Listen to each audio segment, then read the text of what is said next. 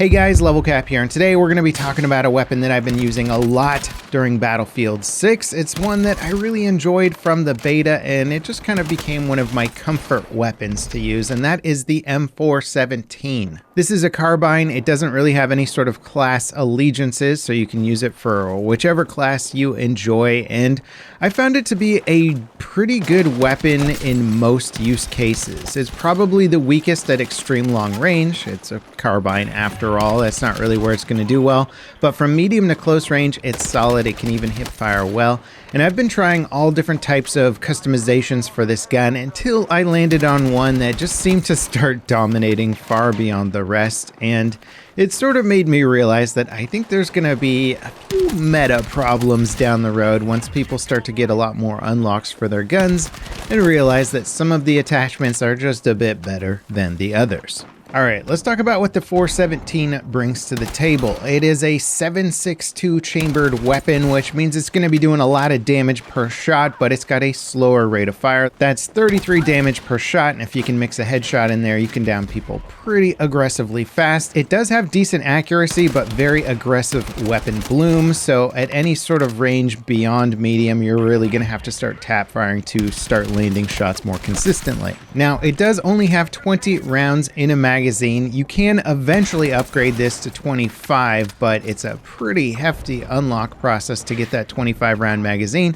and you may ultimately decide that you don't need it or don't want it. Now, in the early phases of unlocking attachments for this weapon, for the most part, you're probably going to think, well, I need to control some of this weapon recoil and bloom because it's so aggressive, and that's how I'm going to make this weapon more effective, which is certainly not a flawed approach to this weapon. However, I find that controlling the bloom on this gun, no matter how many attachments you put on there, is just going to be a losing battle. It seems like you can improve it slightly, but ultimately, you're just going to have to tap fire this weapon, at least for the majority of your medium range engagements. For close range, you can go full auto, you can even hip fire, and it's perfectly amenable in most building firefights and whatnot, but at medium range, you just gotta get used to tap firing. I'm very used to that from a lot of the prior Battlefield games. It's very much already built into the way that I prefer to handle full auto weapons, and so the 417 kind of felt right at home for me, and I didn't have to do too much learning on this front. I just had to figure out how the weapon really wanted to be configured, at least for my preferred playstyle, which would be a decent all-rounder medium range weapon that can still hold its own in close range. Now, before you get, in my opinion, what are the ideal attachments for this gun, which are a bit later in its progression cycle,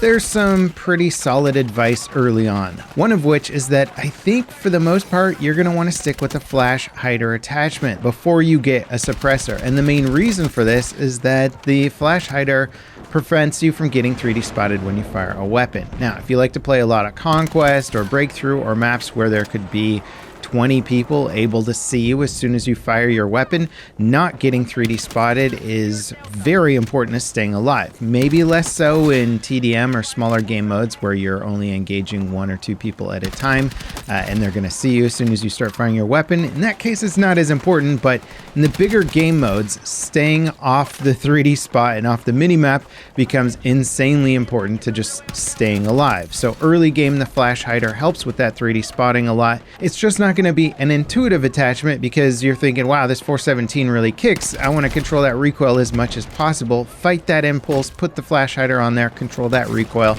with your grips and other attachments. Eventually, you'll unlock the suppressor for this weapon, which will not only prevent you from getting 3D spotted, but it'll prevent you from getting spotted on the mini-map up to, I think it's about 15 meters away. And then the higher level suppressors will even help mitigate some of the weapon kick as well, which is kind of the best of both worlds. They just get expensive. Now, I kind of like some of the long-winded progression on weapons because it gives you a lot of time to experiment with different attachments and get a real feel for the gun and your personal relationship with it and what you prefer. And I fought a lot with this weapon thinking that I really just needed to mitigate the recoil as much as possible, and that's where a lot of my early attachment evolution went into. And eventually I realized that I just liked fast ADS time with it, and that I would just more or less control the recoil by tap firing. Now, it is nicer to have lesser recoil, but I was finding that the ADS speed on it was preferable. And once I got that handled, the ultimate loadout for this, for me anyway, became the thermal optics. This is something that I'm honestly a bit disappointed by, but I think it is a result of Battlefield 6's player visibility being so difficult in especially these larger monochromatic maps where soldiers just blend in at range and there's tons of people that could be hiding in any window or alleyway.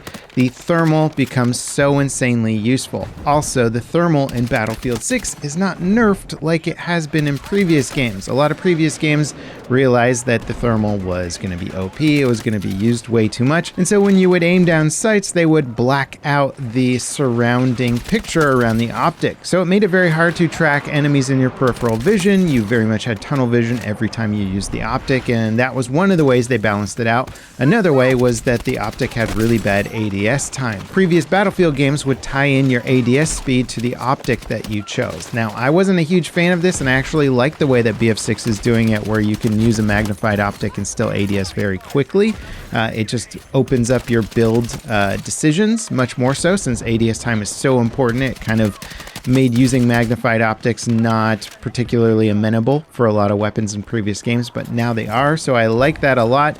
But I do think that the thermal is just going to become sort of the meta choice after a while. Once I started using it as a very fast ADS tool to quickly ascertain where enemies were hiding on the battlefield, it just became too darn useful. I could find people that were just head peeking areas. I could find people that were hidden in bushes or dark areas of buildings very, very easily. It became just as much of a tool as it was an effective optic.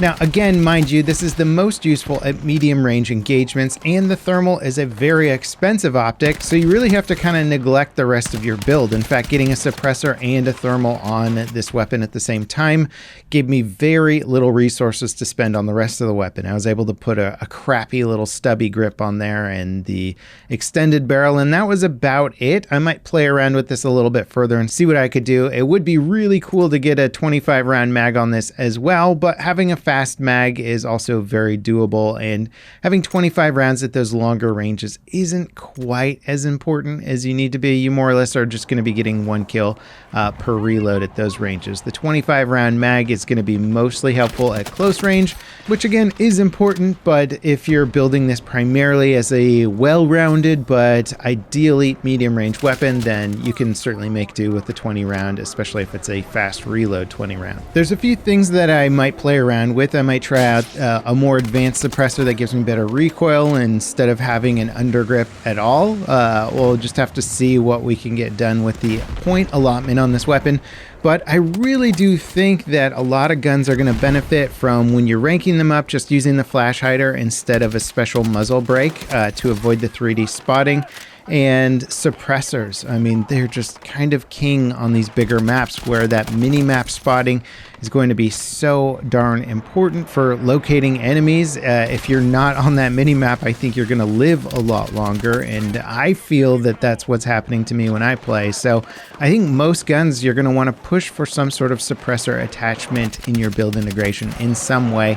Again, it's dependent on game mode, but for me, I like the bigger game modes. I like Conquest, I like Escalation, I like Breakthrough, and those modes staying off that map is going to be so darn important, and the suppressors are pretty darn good, especially since they don't have as many of the negative side effects that they've had in previous games, where they would lower your muzzle velocity and they would really mess with your recoil and bullet bloom and that sort of things. These ones are just all around good. They just cost points, so you got to sacrifice in other areas. But I think that's just going to be solid advice for ranking up most guns in this game, is getting that suppressor as soon as possible and trying it out. Now, I would like to restart the Loadout series. Getting weapons unlocked in this game can take quite a bit of time, so I'll do my best to stay on top of all of the progression and make sure that I have enough stuff ready to go for anybody's loadout suggestions, but there's a lot of exciting weapons in this game, guns that are either meta or become incredibly useful once you get all the attachments needed. There's a lot of interesting stuff going on, and I'm very excited to find it all out. But one of the best things about Loadout is you guys suggesting loadouts in the comment sections of the video, and that lets me know what you want to see, and if there's any sort of meta weapons that you've been hearing about or weird build ideas that you think could be really good. Let me know in the comments, upvote the comments that you think are good, and that'll help me figure out what you guys want to see. I hope you enjoyed this loadout video of the M417. As always, guys, thank you so much for watching. Don't forget to like and subscribe if you enjoyed the content, and I'll see you next time. This is Level Cap, signing off.